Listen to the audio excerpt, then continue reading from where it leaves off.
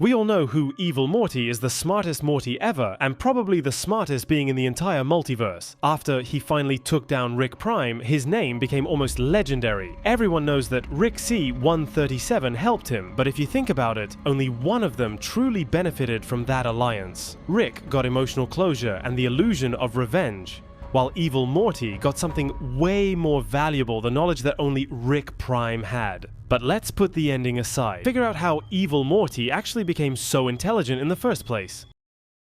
We first saw Evil Morty in Season 1, Episode 9. That's when he pulled off a genius plan that fooled every single Rick and Morty out there. He controlled his Rick using special cables, and everyone thought another Rick was behind it. But back then, he wasn't yet the mastermind we know today. Even Rick C-137 said that Evil Morty could have done everything in a simpler way using just 2 Mortys. Kill. I mean, you could accomplish the same result with like 5 Mortys and a jumper cable.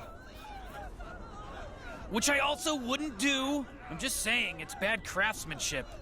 That means, at that point, Rick was still smarter than him. But that episode showed Evil Morty's most important trait: his ability to learn. He didn't give up after losing. He started collecting knowledge. We know that he downloaded memories and intelligence from defeated Ricks, slowly boosting his own mind. Over time, he began to understand the universe even better than most Ricks ever could. By the time we get to Season 3, Episode 7, Evil Morty is completely different. He becomes the president of the Citadel of Ricks, the very place where Mortys were once treated as nothing. Ironically, now it's a Morty ruling over thousands of Ricks. At this point, Evil Morty isn't just smart, he's a strategist, someone who can plan years ahead. And his rise to power in the Citadel wasn't just politics. It was the first step toward freeing himself from the system built by Ricks. He didn't want to be anyone's tool anymore. That's where his real journey toward becoming a genius beyond control truly began. After Evil Morty became president of the Citadel, he finally gained power,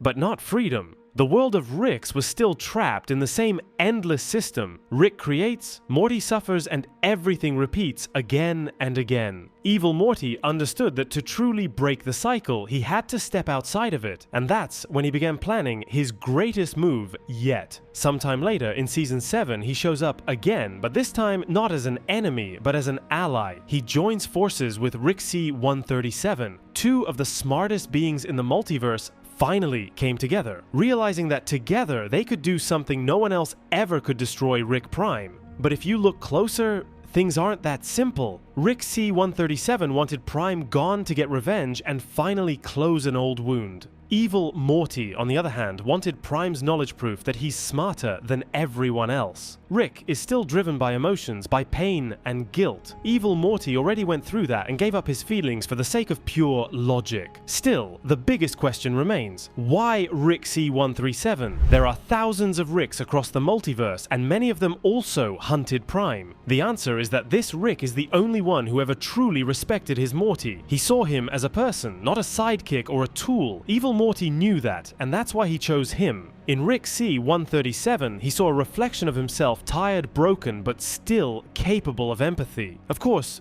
their alliance was never meant to last. Evil Morty doesn't trust anyone. To him, even friendship is just a deal. He used Rick to reach his goal, just like he once used the Citadel. Yet through this alliance, we also saw something new in him, a tiny trace of understanding, maybe even compassion. When Rick talks about his family and everything he's lost, Evil Morty stays silent, but in that silence you can feel that he understands. They're both victims of the same universe. That's why Evil Morty isn't just another villain. He's a symbol of rebellion against the entire system. He doesn't want power or revenge, he wants freedom. And that's exactly what makes him so dangerous. He isn't trying to destroy the universe. He's trying to escape it, to break free from the endless story that Ricks and Mortys are forced to repeat forever. I have my own theory about how he became this smart. I believe he's the original grandson of Rick Prime. At first, that might sound crazy, but the more you think about it, the more sense it makes. When Rick Prime built his portal gun and started traveling through the multiverse, he basically abandoned his family.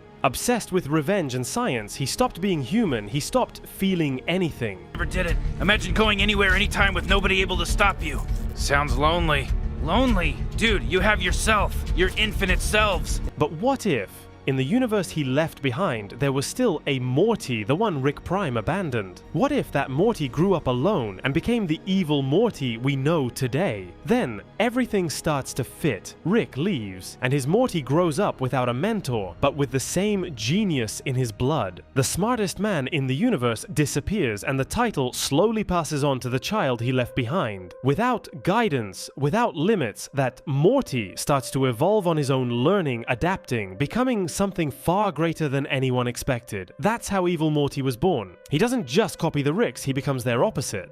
While Ricks prove their superiority through control, Morty proves his through freedom. He learns not just science, but the system of reality itself. He realizes that the universe is a closed loop, a cycle where every Rick and every Morty are doomed to repeat the same mistakes. And that's when he decides, it's time to break free. I even think Evil Morty might have replaced his counterpart from another universe. Maybe he switched places with a different Morty. Or maybe his universe was the original one, the first world where it all began. He's become so intelligent that even portal guns recognize him as authentic, because he's learned how to bypass the very structure of the multiverse. That's why the portal gun treats our Morty as if he were Rick Prime's Morty. Today, Evil Morty isn't just a smart kid. He's a being that holds the knowledge of thousands of Ricks, including Rick Prime himself. His intelligence is a mix of pain, logic, and endless analysis. He's seen everything: death, betrayal, the meaninglessness of cycles, and decided to be the one who finally ends them. He no longer believes in good or evil. For him, there's only one goal left: to escape the story that keeps repeating forever. It's almost like he's turning into a new Rick Prime. And that leaves us with the biggest question: what happens next? And Kubik was with you. Don't forget to subscribe if you want more deep cartoon theories like this one.